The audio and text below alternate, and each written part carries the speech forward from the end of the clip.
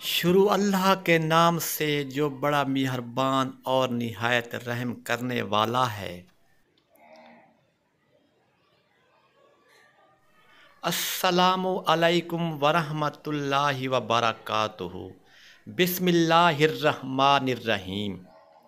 حضرت حسین رضی اللہ کا بچپن۔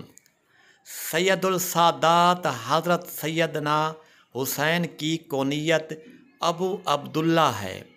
آپ نبی کریم صلی اللہ علیہ وآلہ وسلم کے نواسے اور حضرت علی و فاطمہ الزہرا کے چھوٹے صاحبزادے ہیں۔ حضرت حسین رضی اللہ اپنے بھائی حضرت حسن سے 1 سال چھوٹے تھے، اس لیے ان کی عمر حضور اقدس صلی اللہ علیہ وآلہ وسلم کے وصال کے وقت اور بھی کم تھی، یعنی 6 برس اور چند مہینے کی تھی۔ ان کے بارے میں رسول اکرم صلی اللہ علیہ وآلہ وسلم کا ارشاد ہے کہ حسین مجھ سے ہے اور میں حسین سے ہوں۔ ہجرت کے 4تھے سال 3 شعبان جمعرات کے روز آپ کی ولادت ہوئی۔ اس خوشخبری کو سن کر جناب رسالت مآب صلی اللہ علیہ وآلہ وسلم تشریف لائے، نواسے کو گود میں لیا، دائیں کان میں اذان اور بائیں کان میں قامت کہی اور اپنی زبان منہ میں دے دی۔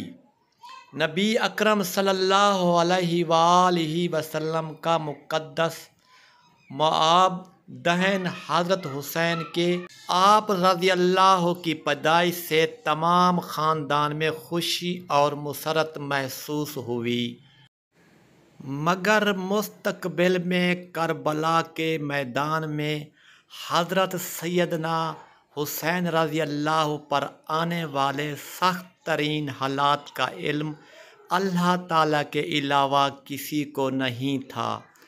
ایک طرف پیغمبر اسلام صلی اللہ علیہ وآلہ وسلم، جن کی زندگی کا مقصد اخلاق انسانی کی تکمیل تھی، اور دوسری طرف حضرت علی بن ابی طالب جو اپنے عمل سے خدا کی مرضی کے خریدار بن چکے تھے۔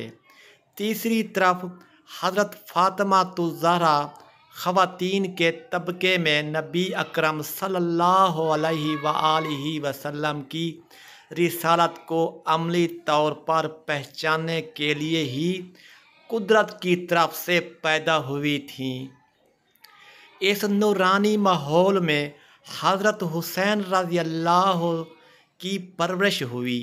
حضور اکرم صلی اللہ علیہ وآلہ وسلم اور مسلمانوں کو تاکید فرماتے تھے کہ ان سے محبت رکھو، مگر چھوٹے نواسے کے ساتھ آپ کی محبت کے انداز کچھ امتیاز خاص رکھتے تھے۔